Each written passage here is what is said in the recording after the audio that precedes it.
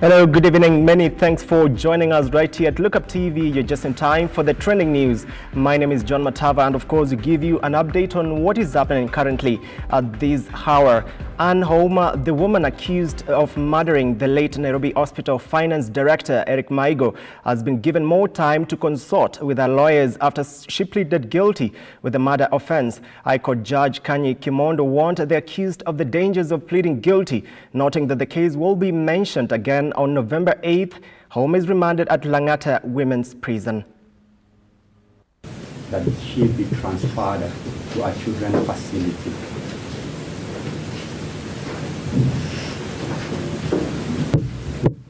And I urge you to consider them favorably. The period of time sought is 1 week, which again is quite reasonable under the circumstances. And lastly, on the issue of transfer of the respondents to a child facility, then I'm urging you to consider that the age of the respondent is one of the matters under active investigation. And I believe when the matter comes up next, there might be reports that will ascertain the age of the respondent. So, the order for transfer ought not to be made because it preempts the report that is going to be placed before you to ascertain the age of the respondent.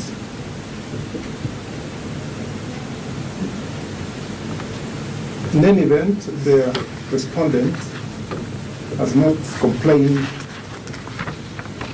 that she's being held under circumstances which are adverse to her alleged age.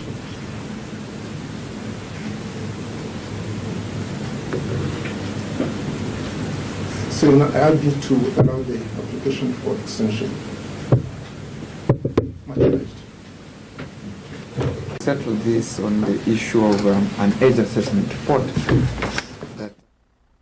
Well, let's take you to Samburu County, where 3 people have died and 7 others seriously injured in attacks believed to have been carried out by bandits who made away with 300 livestock in Nolkera area of Samburu County. The residents now are worried for their lives as the attacks happened despite security forces camping in the area.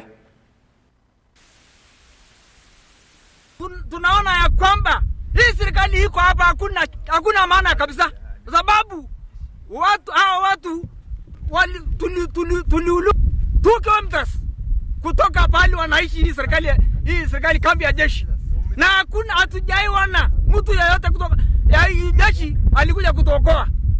Tuko na shida hiyo kabisa, kwa sababu lakini tunataka hii serikali iondoe hii serikali kama hakuna kitu wanakuja kufanya hapa. Kilio yenye niko na kilio kubwa sana kama msasi. Mtoto mwenye ali yangu hata sijamsika sasa. Sina ng'ombe na sina watoto, hata bwana sina. Bwana waliuliwa na jirani yetu. Najiuliza, kwani mimi sio Mkenya? Jeshi waliletwa wakuje waingie mpaka yetu na Pokot. Sasa mimi najiuliza, mbona hao watu walikuja tu wakachukua ng'ombe? Hata ndege tuliona jana, mbona hakuna mtu mwenye alimfuata kuulizia hiyo ndege ilikuwa ya wapi na ilikuwa inasunguka watoto wetu wakati waliuliwa? Mimi nalia kabisa kama msasi. Tulitoroka mahali tulikuwa tukawashia mashamba, bado wanatufuata. That's so unfortunate from Samburu County, and maybe we hope something want to be done to serve justice.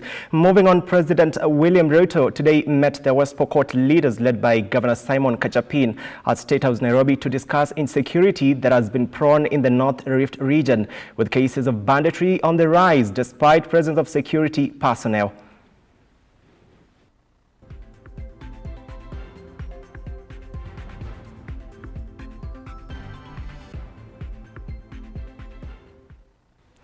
Residents of Mihango are yet to come to terms with looming evictions from the controversial 1,000 acres piece of land, which has served as their home for years now. The occupants of the land, who have been termed as trespassers by the Environment and Land Court, have questioned the decision by the court, which ruled in favor of Kirima's family, while vowing to fight back. This comes a day after the Embakasi East Member of Parliament, Babu Owino, came out to defend the squatters.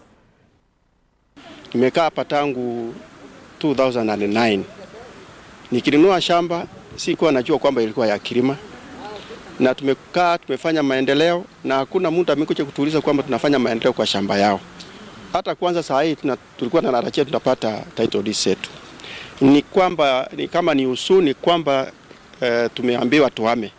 Na sasa tunashinda tunaenda tukiama tukienda wapi? Shamba tulinunua, tukapewa allotment letters. Wengi wetu tunalipa rates kwa county. So nafikiria ni bila nataka kwamba ni kwamba county government mpaka ingilie ndani, kwa sababu tumekuwa tukilipa rates. Kama tunailipa rates kumaanisha wanajua shamba sio ya mtu mwingine, ni yetu. Nimekaa hapa kwa zaidi ya miaka 16 ama 20 hivi. Na haya mambo ambayo yamekuja hatuelewi yametokea wapi, kwa sababu hata hao ambao kwamba wana claim kuwa land ni yao, hakuna hata siku moja tumeona wameleta title deed yao. Na hata hiyo decision ambayo walimake hainifurahishi, kwa sababu mtu ukiwa unapokonywa kitu yako na una karatasi nayo, kwa nini ukae zaidi ya miaka 10 na kitu alafu ndio kuje baadaye? Kwa hivyo sasa sisi wakazi wa hapa kwa muda wote tunasema huu ni unyanyasaji, na kama kuna jambo lolote ambalo kwamba linaweza kutuonyesha wazi kuwa hii land ni ya huyu ambaye anaitwa Kirima ama watu wa Kirima, basi ni lazima watuonyeshe pia na karatasi. Hii karatasi ambayo kwamba inamaanisha title deed, ili tujue kuwa kweli ni yao. Lakini hatutanyanyaswa tu kuambiwa kuwa hii land ni ya mtu fulani na hatujaona kitu chochote ambacho kwamba kinaonyesha wazi kuwa hii ni shamba. In an effort to promote early detection and awareness of breast cancer conditions, over 200 women in the western region have received free screening, for breast health in efforts to promote early detection and awareness of breast cancer. The initiative, led by dedicated oncologists in Kisumu, aimed at to dispel the misconception that all breast conditions are indicative of cancer. You should not fear coming to the hospital to have your breast checked. And even when a diagnosis of breast cancer is made, there should be no fear. Because you don't have to lose your breast because you have breast cancer. We are in the era of breast conservation surgery, where we can remove the tumor from that breast without removing the breast. All right? And today we've seen a few patients with locally advanced breast cancer. Even these ones with locally advanced breast cancer still benefit from surgery, because what we do is we give them chemotherapy, then we downstage the tumor and make it operable. And even those with metastatic breast cancer, those who come with a wound or ulceration, all right, if the tumor is inoperable, we still have a very good system where we work with the other medical oncologists and clinical oncologists. We are able to link them to care where they can get chemotherapy, they can get radiotherapy, and they will live a better quality life than just letting them go home to scavenge and go for herbal treatment or spiritual healing. So basically the message is, please come, be seen by a qualified doctor. You don't have to come to Bloom Surgical Center. You can go to a hospital near you and be seen by the doctors there. And every doctor who is well trained to take care of a patient with breast cancer will come up with a treatment plan or a treatment pathway for some of the causes of breast cancer. But in a majority of patients, you will not be able to say that this is the exact cause of breast cancer. Breast cancer runs in families, and if you have a sister, a mother, a maternal auntie who has breast cancer, please know that you are at risk of breast cancer. And the earlier you come to the hospital, the better for you.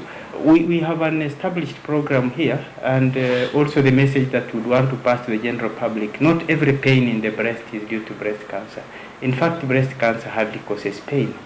That lump, which is painless, is the one that is... Moving on to some sporting action right now, the African Football League matches continue for the second leg round today as Tunisian side as Tunis host Congolese TP Mazembe at Amadi Agrebi Stadium after suffering a 1-0 loss in the first leg.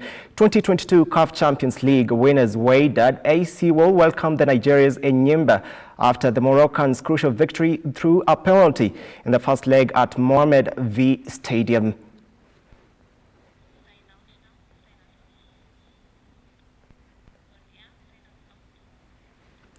Well, and that is it right here from Trending News. My name is John Matava. For more of these and other stories, you can be part of the conversation on our socials at Lookuptv. Please do have a good evening.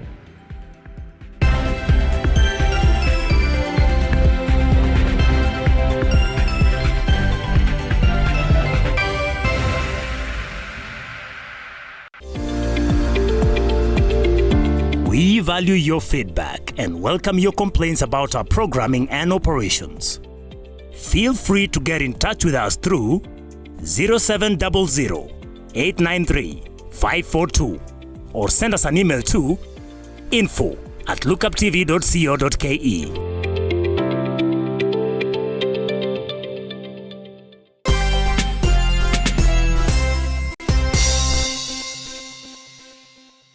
Are you